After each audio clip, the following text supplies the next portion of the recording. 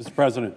Senator from Massachusetts. Thank you, Mr. President. Mr. President, thank you for chairing this today, and I thank the Senator from Illinois, Dick Durbin, for organizing all of us this afternoon to speak on behalf of these dreamers.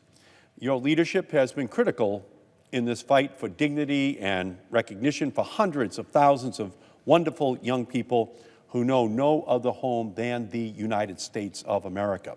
For 5 years, the Deferred Action for Childhood Arrivals, or DACA program, has created security and opportunity for young immigrants around the country.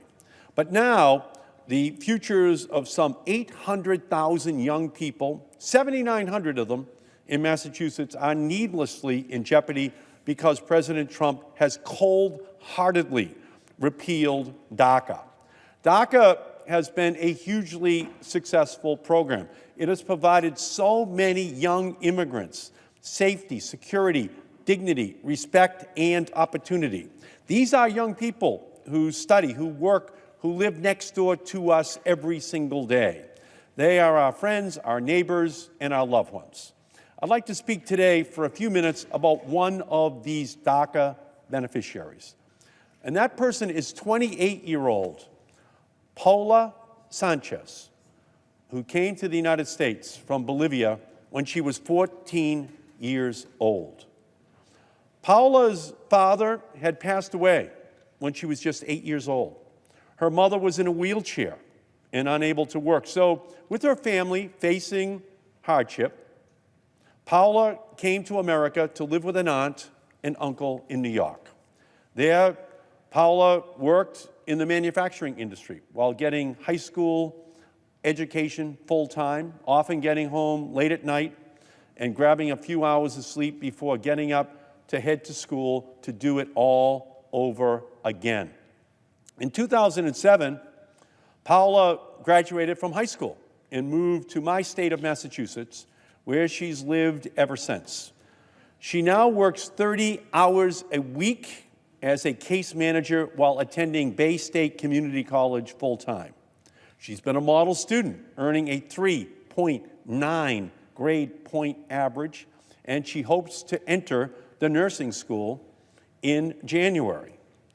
Paula has been a DACA recipient since 2013, but her current status expires next year, and that means that unless Congress acts and saves the program, Paula and thousands like her will have to leave the United States for countries they do not really know and they no longer consider home.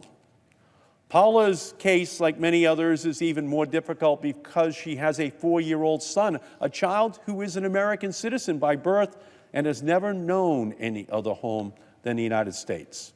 All Paula wants is to stay here with her son, get her nursing degree, and get a good job and give back to the country so much more than she has been given. Instead, Paula and countless other young people and families across the United States face uncertain futures. Instead of going to sleep tonight knowing that they will be able to live their lives in peace and plan for the future, they are left again with uncertainty, vulnerable to deportation and unable to work legally. This is a human tragedy in the making. It is heartbreaking. It is unjust. It is just plain wrong. We should not punish these young people who have no other home than the United States of America. We should not go back on the word we gave when we told these young people to come out of the shadows. These dreamers are engineers, police officers, teachers, future nurses, and students, many in our great Massachusetts colleges and universities. They serve bravely in our military. They are our best and brightest and are making the most of the opportunities that the United States has always provided to immigrant communities. The ball is in the court of the Republican leadership in the House and Senate. Speaker Paul Ryan, Leader Mitch McConnell can either listen to a growing chorus of their own colleagues, to business CEOs, including Apple, Amazon, Microsoft, Facebook, General Motors, academic leaders, to countless college and university presidents, all of whom support DACA, or they can side with the forces of intolerance and injustice. Congress should pass the DREAM Act so that people like Paula, who were brought here at a young age and who have served in the military or pursued higher education, can earn citizenship.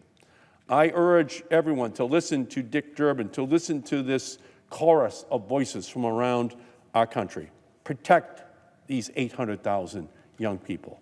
Protect them because they deserve it, and America will be the beneficiary of these great Americans who are serving our country right now. So I thank you, Mr. President. I yield back the balance of my time.